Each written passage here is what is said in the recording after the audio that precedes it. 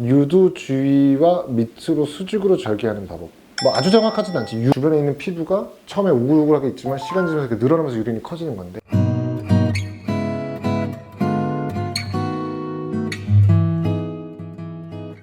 안녕하세요. 예쁜 건 우리지 우리 뷰티TV의 찬쌤입니다. 요즘 챗 GPT가 아주 핫하죠. 제가 챗 GPT로 가슴 축소 수술에 대한 검색을 해서 얼마나 그 정보가 정확한지 직접 한번 알아보고 환자분들하고 또 공부하는 시간을 가져보도록 하겠습니다. 가슴 축소 수술 방법에 대해서 한번 쳐볼게요. 와, 되게 정확하다. 가슴 축소 수술은 크고 무거운 가슴으로 인한 통증이나 불편함을 줄이기 위해서 유방 조직과 피부를 제거하고 유두 위치를 올려 자연스럽게 작아진 가슴 모양으로 재배치하는 수술이요. 이제 수직절개 방법, 두 번째는 역T자, 그리고 주위절개는 유륜주위, 그 초음파를 보고 지방흡입으로 좀 줄일 수 있는 경우, 네 가지가 정확하게 다 나오네요. 그러니까 요새 챗 GPT가 정말 정확하다고 얘기를 하는데, 내용을 좀 읽어보면은 유두 주위와 밑으로 수직으로 절개하는 방법. 아주 정확하진 않지. 유두가 있고 유륜이 있잖아요. 그래서 환자분들도 생각보다 유륜하고 유두를 구별을 못 하시는 경우가 많아요. 이게 한자다 보니까. 흉터가 유두 주위가 아니라 유륜 주위와 밑선까지 생기고 전체적인 흉터는 적은 편이다. 유방 처짐이 심하지 않고 유방 크기가 아주 크지 않은 경우에 적합하죠. 맞아요. 유륜 절개 방법은 유두 주위, 다 유두라고 나오는데 유륜 주위를 절개하는 방식이고, 절개 범위가 가장 적고 흉터가 거의 보이지 않으나 조직의 양이 적고 가벼운 처짐만 있는 경우 적합하다. 적절하고요.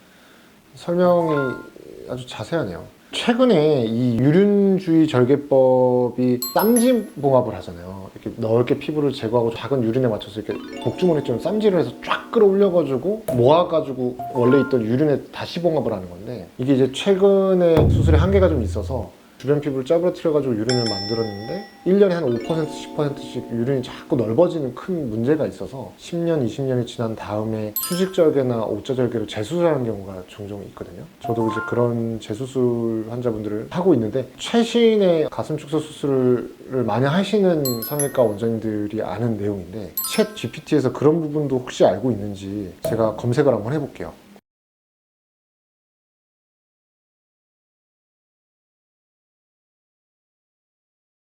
유륜절개 가슴 축소 수술을 할 경우 시간이 지나면서 유륜이 다시 커질 수 있는 가능성이 있습니다. 유륜이 커졌을 때는 어떻게 하나요?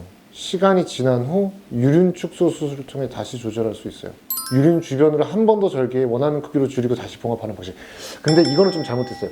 이게 되게 중요한 얘기인데, 시간이 지나면서 이거 보면은 유륜이 이렇게 커지는 경우가 있단 말이에요. 실제로 종종 있어요. 이런 환자분들이 이제 한 달에 한두 번씩 수술을 하고 있는데 대부분 다 유륜절개고, 이 주변을 이렇게 쫙 쌈지실로 해놨는데 1년에 조금씩 늘어서 한 10년, 20년 동안 계속 늘어났다고 하거든요.